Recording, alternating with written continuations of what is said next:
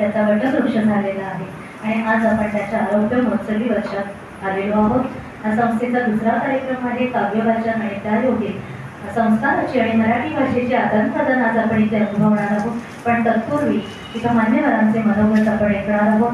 मराठी भाषा ती कशी असावी, काय असावी, आपण तिचा किती आणि कसा वापर करावा, रोजच्या जगण्यात आपण ती का वापरावी आणि आज मराठीची जी स्थिती आहे, मराठीला जे स्थान मिळालेलं आहे त्याबाबत आज आपण मान्यवरांची इथं मनोगत ऐकणार आहोत. जय हो.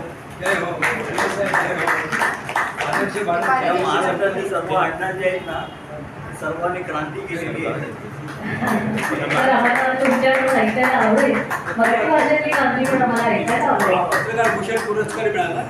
पत्रकार दिनाच्या निमित्तानं पत्रकार भूषण पुरस्कार त्यांचा राहिला होता.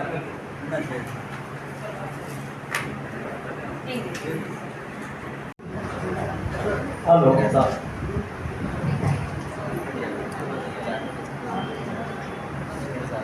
नमस्कार. महाराष्ट्र मराठी मुक्त पत्रकार संघ या संस्थेचा रौप्य महोत्सव आज आहे. या रौप्य महोत्सव दिनानिमित्त प्रकाश पाटकर यांनी अतिशय भरगच्च कार्यक्रमाचं आयोजन केलेलं आहे आणि या कार्यक्रमासाठी आजचा दिवस जो आहे तो एक सोहळ्याचा दिवस आहे. आपण मराठी भाषेचा सोहळा म्हणूया, कारण मराठी भाषा गौरव दिन हा म्हणजे आमच्या मराठी मातीचा टिळा हा जो त्या ठिकाणी कुसुमाग्रजांनी सांगितल्याप्रमाणे हा मातीचा टिळा आपण लावून हा एक जो सोहळा साजरा करतो त्याप्रमाणे त्याच्यासाठी आपण आलेलो आहोत. मराठी माणसाच्या चेहऱ्यावरती बघा, आज प्रेक्षक वर्ग किती आहे एवढं महत्वाचं नाही. ते प्रेक्षक आहेत ना ते मराठीवरती प्रेम करणारे आहेत. एखादी लावणी बिवणी मराठीचाच प्रकार तिथे लावला असता केला असता तर संपूर्ण सगळं भरून गेलं असतं. माणसांच्या त्या ठिकाणी आवडी निवडी रुची परंपरा या सगळ्या ज्या आहेत ना बदल होत चाललेले. पण या दिवसासाठी महाराष्ट्राचे एक थोर कवयित्री जे आहे त्या आमच्या भगिनी त्यांना आमंत्रित केलेलं आहे. आज त्यांचं नाव एवढं महाराष्ट्रामध्ये आहे की इथे त्यांचे 2 काव्यसंग्रह प्रकाशित झालेले आहेत. त्यांच्या घरी आपण हक्काने जातो आणि हक्काने गेल्यानंतर आम्ही तिथे काव्य संमेलन घेतो, बरोबर ना? तिथे गेल्यानंतर ज्या इथे त्या ठिकाणी आहे तर त्या महाराष्ट्राच्या काही जरी असल्या तरी आमच्या माई आहे. तर त्याच्यामुळे त्या आमच्या माई त्या घरामध्ये सुद्धा तेच वातावरण त्या ठिकाणी ठेवलेलं आहे, जे साहित्याचं मराठी साहित्याचं वातावरण. पण त्यामुळे कधी जायचं झालं तर त्यांना एक फोन करायचा, म्हणजे त्या खूप काहीतरी आपल्या म्हणजे अगदी बाळाला काहीतरी बनवावं, चांगलं चांगलं काही गोड धावड असं बनवून ठेवतात. त्यामुळे सावंत सर म्हणजे एक महान रसायन आहे. सावंत सर अनेकांना घडवतात, स्वतः घडलेलेच आहे. पण त्या सावंतांचं एक वैशिष्ट्य असं आहे, नाव शशिकांत आहे. शशिकांत म्हणजे काय, म्हणजे विचार करा तुम्ही. तर शशिकांतांचं जे वैभव आहे ते वैभव म्हणजे त्यांची पत्रकार, त्यांची वैचारिक क्षमता, त्यांची विचार करण्याची कुवत. आणि म्हणून ते आमचे गेल्या जवळजवळ 34-35 वर्षाचे मित्र आहेत. आज आम्ही जवळ अधिकच झाली असेल ना संवाद आपल्याला. तर कुर्ल्यापासून त्यांनी जी म्हणजे सुरुवात केलेली आहे, त्यानंतर आम्ही एकमेकांना भेटल्यानंतर ते आमचे सलग असे मित्र झालेले आहेत आणि आता मित्राचं रूपांतर बंधूमध्ये झालेलं आहे. त्याच्यामुळे त्यांच्याकडे आम्ही ज्यावेळी त्यांना भेटतो त्यावेळी त्यांच्याकडून साहित्याचं आम्हाला एक खूप काहीतरी छानपैकी फराळ मिळतो. त्यांची साहित्याची त्या ठिकाणी जी त्यांनी मधुमंगेश कर्णी म्हणजे रत्नागिरीला जे अध्यक्ष होते त्यावेळी सुद्धा आमचे बबन येरम आणि ते दोघेजण त्या काळात सुद्धा तिथे जाऊन 86च्या दरम्यान ते तिथे संमेलनाला गेले. मग तिथून नंतर मग आम्ही खूप एक चांगलं सामाजिक कार्य केलं, व्यसनमुक्तीचा कारभार केला. परंतु आज सावंत ज्यावेळी हळूच आमची कधीतरी कुठेतरी आपण काढतात आणि म्हणतात डॉक्टर तुम्ही यायला पाहिजे. पण सावंत यांनी सांगितल्यानंतर आम्ही कधी आडेवेळे घेत नाही. कारण असं आहे, कारण सावंत हे त्यांचा शब्द जो आहे आमच्यासाठी फार मोलाचा आहे. पाटकर साहेब म्हणजे काय सांगायचं आता तुम्हाला, गेली 25 वर्ष मुक्त पत्रकारिता ही खरं म्हणजे मराठीची सेवा आहे. मराठी भाषा अमृताते पैजा जिंके असं ज्ञानेश्वर महाराज म्हणतात. अमृताते पैजा जिंके म्हणजे अमृतापेक्षाही पै जिंकणारी जी आहे ती आपली मराठी माय बोली मराठी भाषा आहे.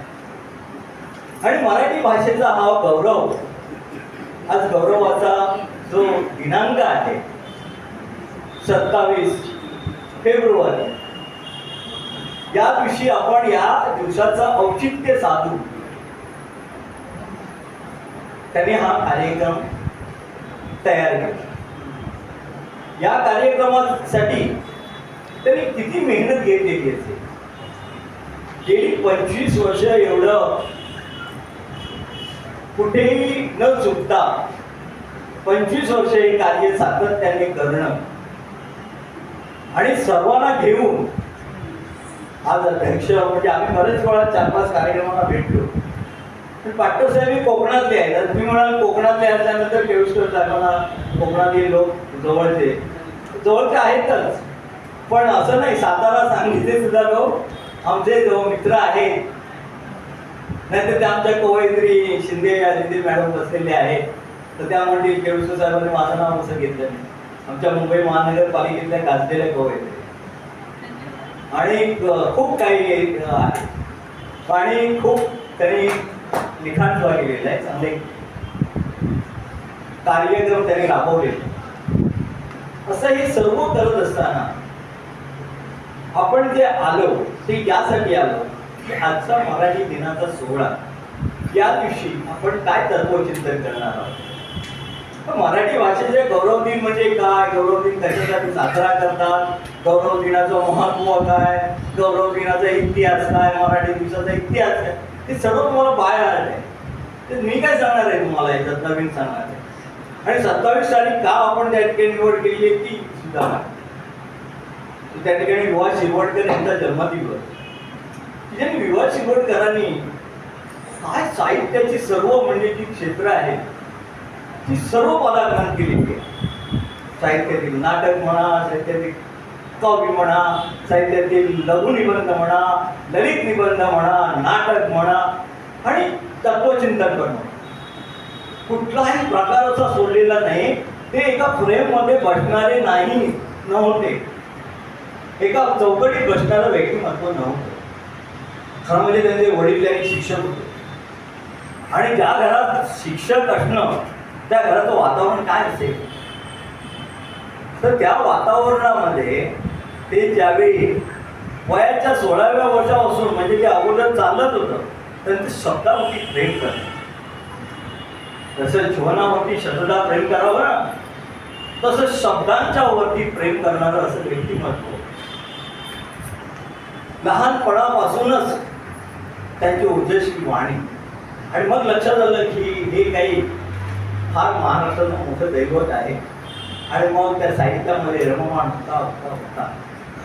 आज एवढा साहित्याचा अखंड डोंगर उभा केला.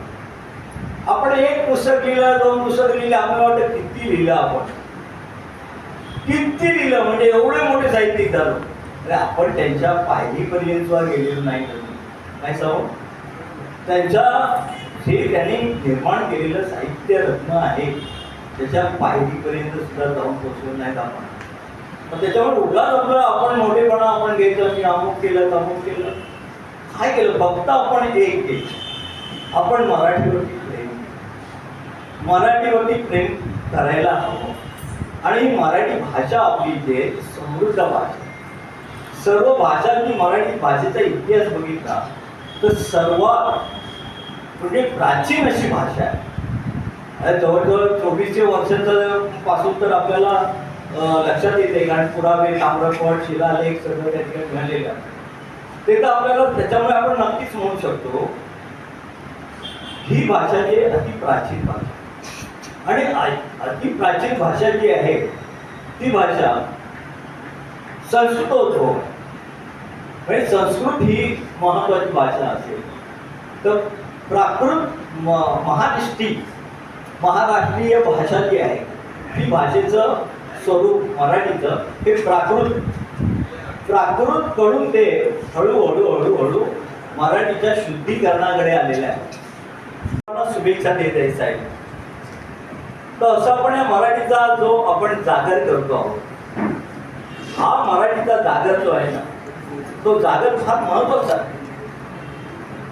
म्हणजे ज्ञानेश्वरी पासूनची परंपरा, संत परंपरा, लोकशाही आणि सर्व जे जे त्या ठिकाणी उत्तम उत्तम कवी होऊन गेले, उत्तम लेखक होऊन गेले, उत्तम साहित्यकार होऊन गेले, त्यांचं सर्वांचं श्रेय म्हणजे हा भाषा दिन, मराठी भाषा गौरव दिन आहे. एकालाच कोणाला तरी आपण महत्व देता येणार नाही, कारण मराठी ही अभिजात मराठी भाषा. अभिजात याचा शब्दाचा अर्थ काय होतो? अभिजात म्हणजे काय? बरेच जण म्हणतात, मी एक दोघांना मुद्दाम विचारतो अभिजात म्हणजे काय हो? ते अभिजात म्हणजे अभिजात असतं ना ते. म्हणजे मराठी जर पूर्ण आपल्याला जर जाणून घ्यायची असेल तर अभिजात याचा अर्थ अगोदर आपण बोलतो तो असायला पाहिजे, माहीत असायला पाहिजे. आपल्याकडे शब्दकोश आहे, शब्दकोश उघडायला पाहिजे, बघायला पाहिजे. डॉक्टर विजयाताई वाडने 20 शब्द म्हणजे विश्वकोश तयार, ते शब्द त्या ठिकाणी आपल्याकडे घरी असायला पाहिजे.